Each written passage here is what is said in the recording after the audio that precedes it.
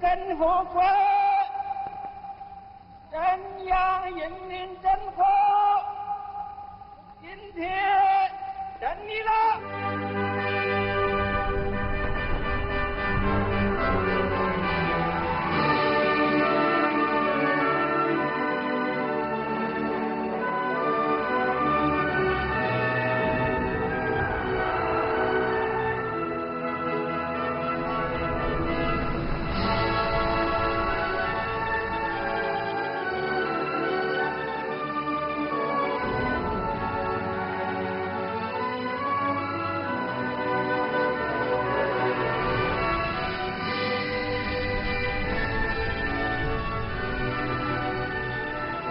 为建设富强、民主、文明、和谐、美丽的社会主义现代化强国努力奋斗。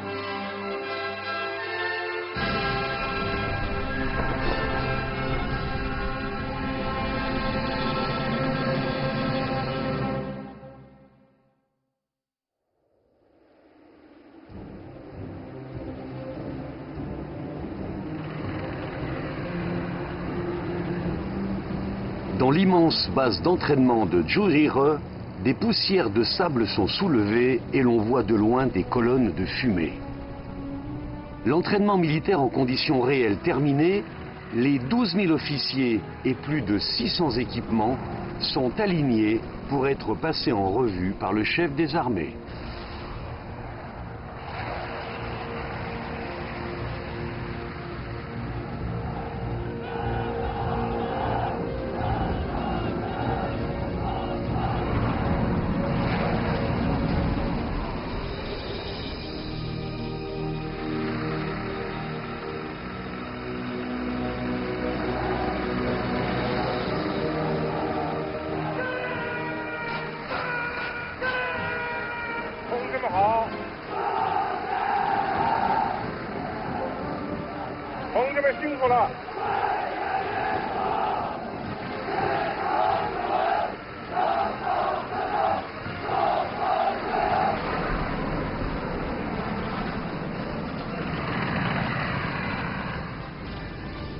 Un pays fort se base sur une armée forte. C'est la puissance militaire qui assure la sécurité nationale. À un nouveau point de départ historique, l'armée populaire de libération, qui a connu le feu du combat, met en œuvre le système de la pleine responsabilité du président de la commission militaire centrale sous la conduite de l'idée directrice de Xi Jinping sur une armée forte. Elle poursuit son édification sur le plan politique, son renforcement par la réforme, son renouveau par la science et la technologie, son administration conformément à la loi et s'acquitte de sa mission de la nouvelle ère confiée par le parti et le peuple. Tous ses membres s'efforcent de réaliser les objectifs du renforcement de l'armée dans la nouvelle ère et de concrétiser la vision grandiose visant à placer l'armée populaire de libération au premier rang mondial.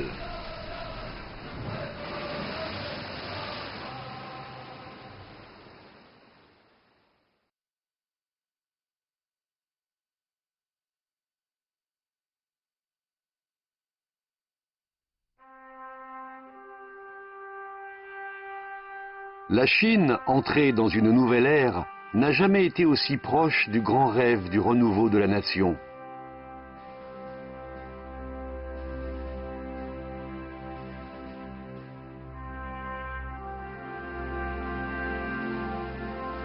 La situation internationale est agitée et la voie qui mène au développement pacifique n'est pas sans heurts. Le monde est toujours confronté à la menace réelle et potentielle de guerre locale. Le grand changement apporte de grandes opportunités et s'accompagne de grands défis. La consolidation de la défense nationale et la montée en puissance de l'APL constituent le soutien stratégique pour maintenir et développer le socialisme à la chinoise de la nouvelle ère et réaliser le grand renouveau de la nation chinoise.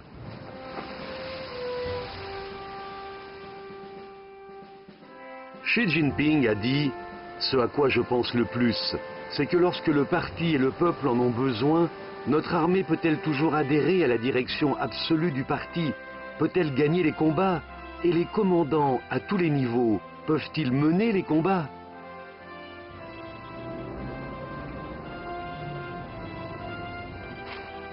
Des postes frontières au pont d'un navire de guerre, de la stratégie visant à revigorer l'armée, à l'attention accordée aux militaires du rang, le chef de l'armée Xi Jinping est particulièrement préoccupé par le renforcement de la combativité de l'armée et par la capacité à gagner les guerres locales du futur à l'ère de l'informatique.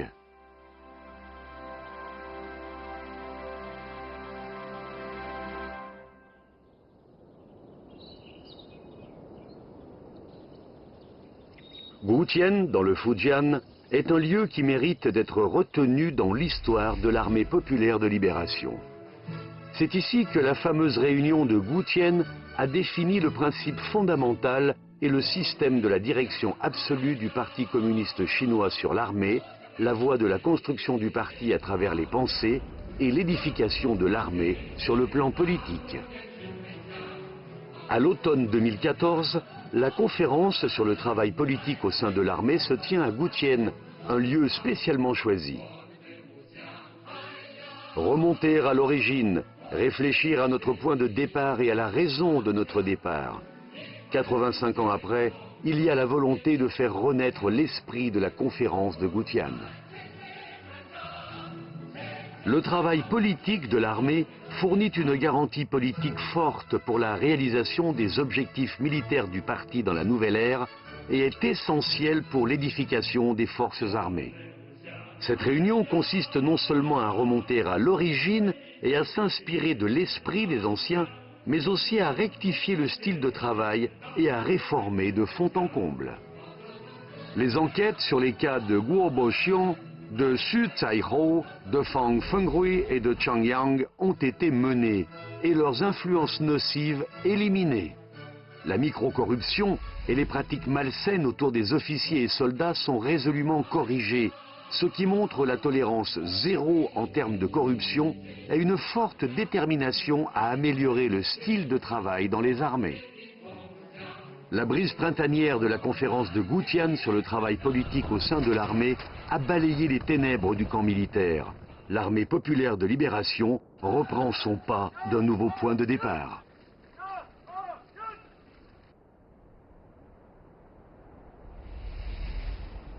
Au nord du mont Huashan, sur les rivages de la rivière Wei, se trouve la caserne d'une compagnie héroïque connue de toute l'armée, la compagnie Rongyi du 83e groupe d'armée de terre.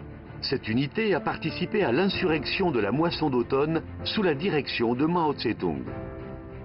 Après la réorganisation de Sanwan en 1927, Mao Tse-tung a créé une cellule du parti à laquelle ont adhéré 6 nouveaux membres. Aujourd'hui, la compagnie sélectionne tous les 6 mois 6 membres du parti exemplaires.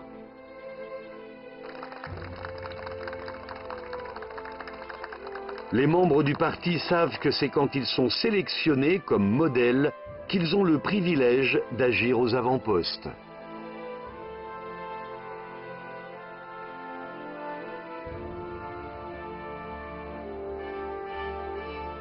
C'est ici qu'on trouve le gène de victoire de l'armée populaire de libération. La réorganisation de Sanwan fut le début de la création des cellules dans les unités élémentaires de l'armée. Le principe fondamental et le système de la direction absolue du parti sur l'armée forment la base et l'armée populaire de libération marche désormais de victoire en victoire.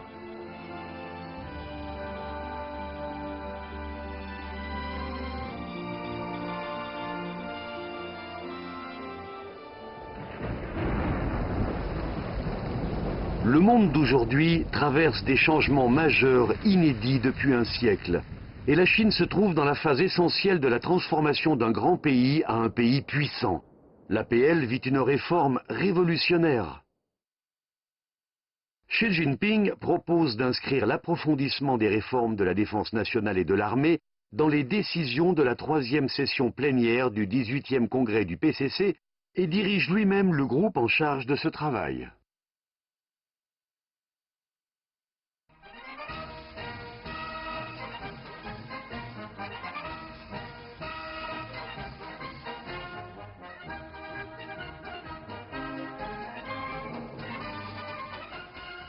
我宣布，中国将裁减军队员额30万。 En écoutant cette déclaration solennelle, tout le monde sent le calme, la persévérance et la confiance en soi de l'armée populaire de libération sur la voie de la réforme et de la montée en puissance.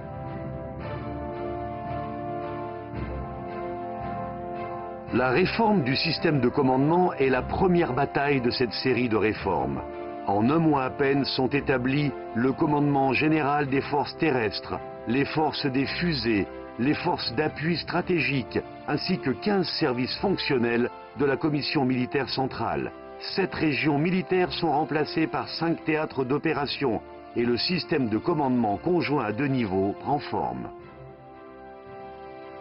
Le système de commandement Commission militaire centrale, théâtre d'opération, unité militaire et le système de direction Commission militaire centrale, forces armées, unité militaire sont établis conformément au principe selon lequel la Commission militaire centrale assure la direction exclusive. Les théâtres régionaux se chargent des opérations interarmées et les différentes forces se focalisent sur la préparation de leurs unités. L'architecture de la nouvelle organisation de l'armée populaire de libération est ainsi aboutie. Dans une guerre, la victoire ne dépend pas du nombre de soldats, mais de l'organisation. Avec l'avancement de la restructuration et de la recomposition de l'armée, prend forme un système de forces opérationnelles conjointes avec des troupes d'élite en tant que corps principal. Le commandement général des forces terrestres est formé. Les 18 anciens groupes d'armées sont réorganisés en 13 groupes. Les forces maritimes et les forces aériennes sont profondément réajustées. Les forces des fusées, les forces d'appui stratégique et les forces de soutien logistique conjoint sont créées. Les 77 institutions d'éducation militaire sont rationalisées pour n'en faire plus que 44. La police armée est désormais sous la direction du comité central et de la commission militaire centrale du PCC. Le troisième dossier majeur qui suit est la réforme du système des politiques militaires. La réforme consiste à approfondir l'édification du parti au sein de l'armée, innover le système concernant les déploiements des forces armées, refondre les politiques de leur construction et réorganiser les politiques d'administration des affaires militaires. Le système des politiques militaires du socialisme à la chinoise est donc sans cesse perfectionné.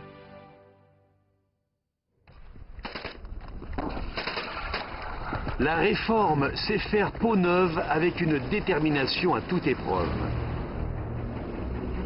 Dans cette grande refonte, les officiers et soldats conservent la conviction de la victoire de la réforme. Parti de rien, la première génération a travaillé d'arrache-pied. Certains officiers sont même dégradés suite à la réorganisation, mais cela n'affecte pas leur enthousiasme. L'armée populaire de libération retrouve toute sa vitalité.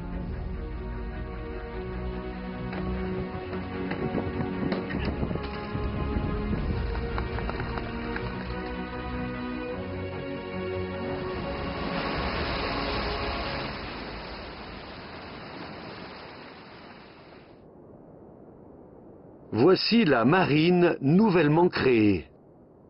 De nombreux officiers et soldats échangent leurs anciens uniformes verts contre des uniformes bleu marine. Les villes derrière eux s'éloignent alors que la mer devant eux s'élargit. Sous un soleil de plomb, la discussion reprend après un entraînement militaire en conditions réelles.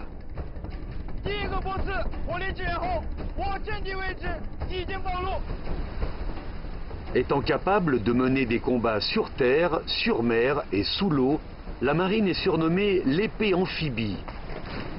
Zhuang Xianwei et ses compagnons d'armes, transpirants et épuisés, viennent de terminer un entraînement en conditions réelles qui a duré 3 jours et 2 nuits.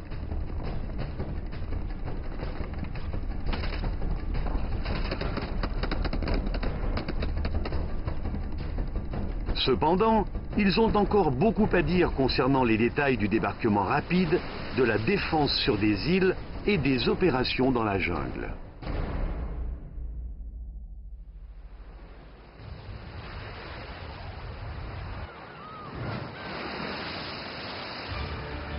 Dans les déserts éloignés, plusieurs nouvelles forces de combat telles que les contre-mesures électroniques et les opérations spéciales ont vu le jour. La nouvelle organisation, les nouvelles technologies, les nouvelles stratégies et les nouvelles capacités rafraîchissent les esprits.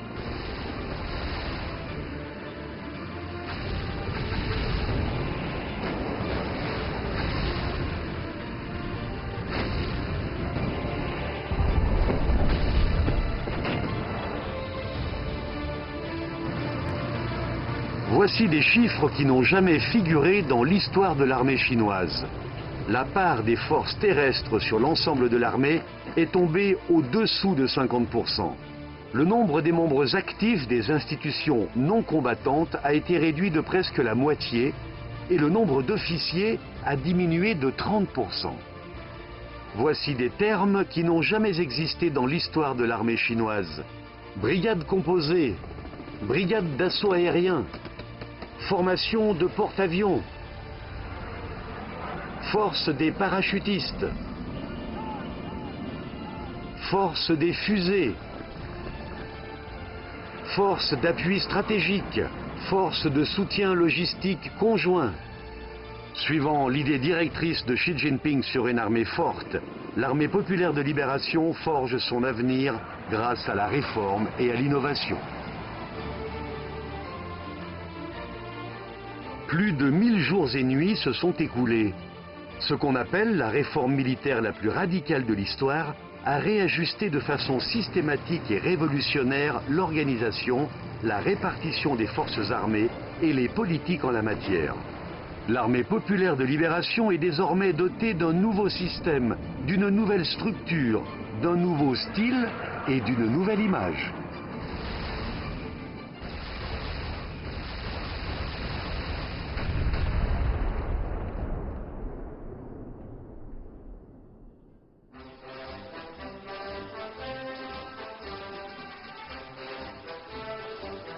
Début 2018, tous les officiers et soldats de l'armée populaire de libération se rassemblent pour la réunion de mobilisation en vue du lancement des exercices organisés par la Commission militaire centrale. 我命令全军各级要强化练兵备战鲜明导向，坚定不移把军事训练摆在战略位置。 作为中心工作，抓住不放，抓出成效，牢牢掌握能打仗、打胜仗的过硬本领，锻造招之即来、来之能战、战之必胜的精兵劲旅。 C'est la première fois que la Commission militaire centrale organise un rassemblement de mobilisation pour l'ensemble des forces armées. La présence de Xi Jinping transmet clairement le message visant à préparer les forces armées au combat.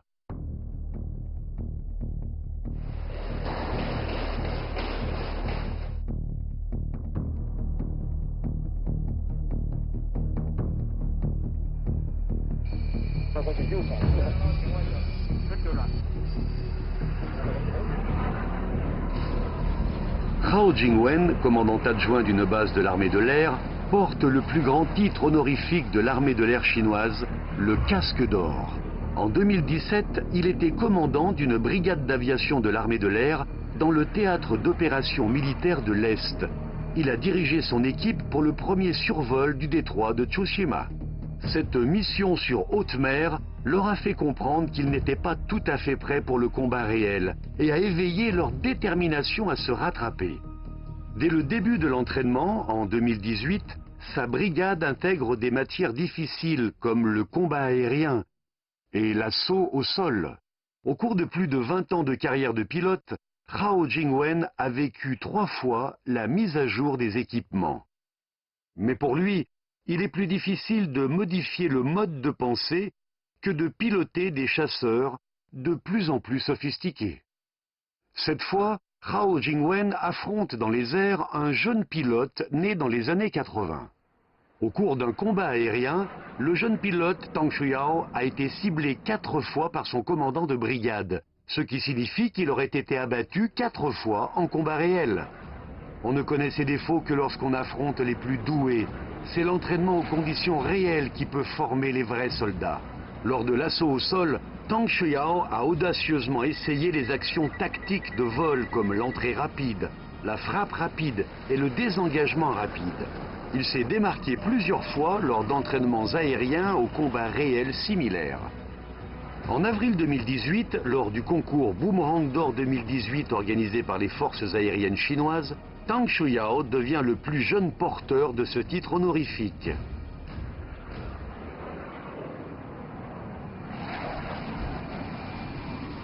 À la fin de l'année, le commandant de la brigade, Hao Jingwen, se voit également attribuer le titre de modèle de l'époque par le département de la communication du PCC. Le 28 décembre 2018, Hao Jingwen entre dans le studio de CCTV. Les mots de remise du prix pour lui sont: quand les H-6K, surnommés dieux de la guerre de l'armée de l'air chinoise, survolent le détroit de Miyako sur le Pacifique Ouest, Hao Jingwen dirige sa formation d'avions de chasse pour l'escorter. Du détroit de Miyako au détroit de Tsushima, son parcours aérien se prolonge et le ciel devant ses yeux s'étend toujours plus loin.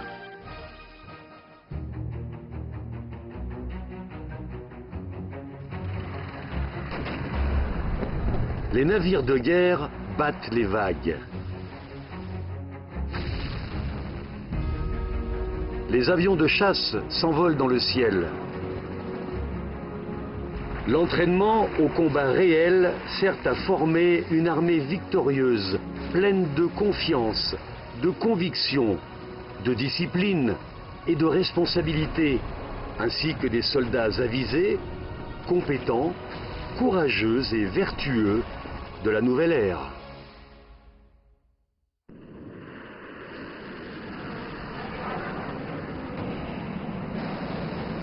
Le Salon international de l'aviation et de l'aérospatiale de Zhuhai figure parmi les 5 manifestations internationales les plus importantes dans le domaine. Lors de la démonstration en vol de la cérémonie d'ouverture, le chasseur J-10B a effectué impeccablement 5 manœuvres d'évitement. La démonstration remarquable souligne les excellentes performances du J-10B et les grands progrès en termes de poussée vectorielle. La Chine devient ainsi un des rares pays maîtrisant cette technologie essentielle. La science et la technologie sont la principale force productive, alors que la technologie sur le champ de bataille est la source de la puissance de combat. La technologie de base ne peut pas s'acheter. L'industrie aéronautique chinoise, rattrapant tout son retard, condense les efforts de plusieurs générations. En 1998, la 3e génération de chasseurs J-10 développés par la Chine s'envole. En tant que concepteur en chef du J-10, Song Wenzhong a lutté pour ce moment pendant 20 ans. Lors du banquet de célébration, ce senior dit à son assistant Yang Wei: « Le 23 mars est désormais mon anniversaire. » 20 ans plus tard, le jeune assistant de l'époque devient lui aussi le concepteur en chef du J-20.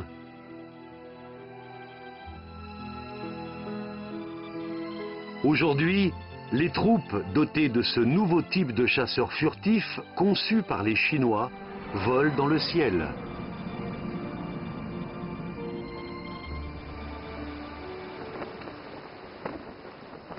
Le 12 avril 2018, la Commission militaire centrale organise une parade militaire en mer de Chine méridionale pour affirmer la volonté d'une armée forte.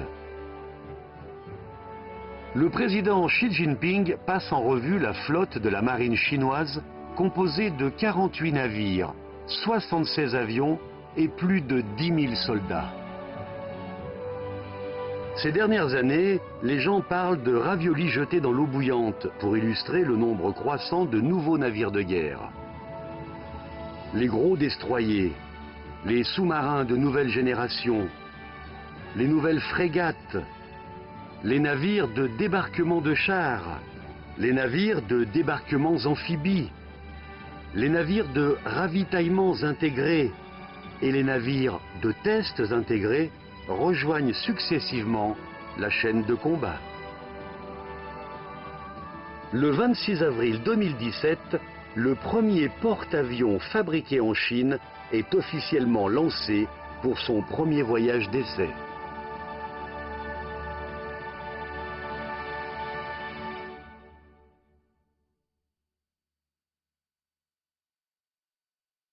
C'est une poignée de main particulière entre le commandant et un simple soldat. Héros du déminage, Du Fuguo se présente devant le commandant et le salue avec son bras handicapé. Le président Xi Jinping, de ses propres mains, accroche la lourde médaille à sa poitrine.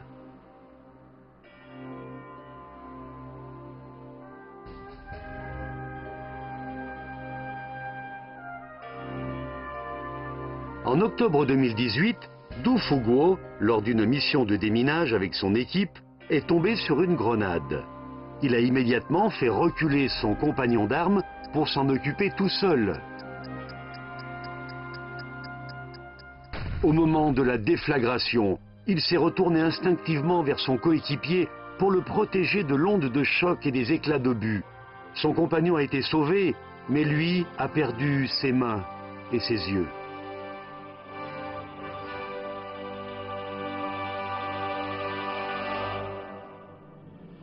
Luo Yang, directeur en chef du site de recherche de chasseurs embarqués J-15, est décédé suite à un infarctus du myocarde dû au surmenage avant le retour du porte-avions Liaoning. Il n'avait que 51 ans. Le 27 avril 2016, quand Zhang Shao pilotait l'avion de chasse J-15 pour s'entraîner à l'atterrissage sur un porte-avions, son chasseur a eu une panne. Au cours de 4,4 secondes entre la vie et la mort, il a laissé passer le bon moment pour s'éjecter en parachute afin de sauvegarder l'avion. Au jour de son décès, il ne lui manquait que 3 jours de vol pour pouvoir voler à partir du porte-avions. Li Lei et Yang Shupeng, soldats chinois du maintien de la paix de l'ONU au Soudan du Sud, donnent leur vie lors de la surveillance du camp de réfugiés le 10 juillet 2016. Sur la voie d'une armée puissante, un grand nombre de héros payent leur loyauté et leur responsabilité de leur sang et de leur vie. Dans les différentes missions de l'armée de la nouvelle ère, ils reflètent l'esprit de l'époque.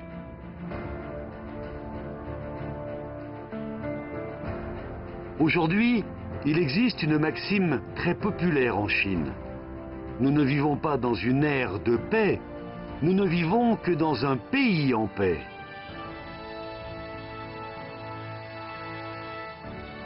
Ce sont ces paroles résonnant dans le ciel, cet esprit héroïque, cette force d'aller de l'avant, ces pas rythmés qui sont le plus fort soutien à la paix et à la prospérité de la Chine dans la nouvelle ère. 我坚信，我们的英雄军队有信心、有能力打败一切来犯之敌。我们的英雄军队有信心、有能力维护国家主权、安全、发展利益。我们的英雄军队有信心、有能力谱写强军事业新篇章，为实现2个100年奋斗目标，为实现中华民族伟大复兴的中国梦，为维护世界和平做出新的更大的贡献。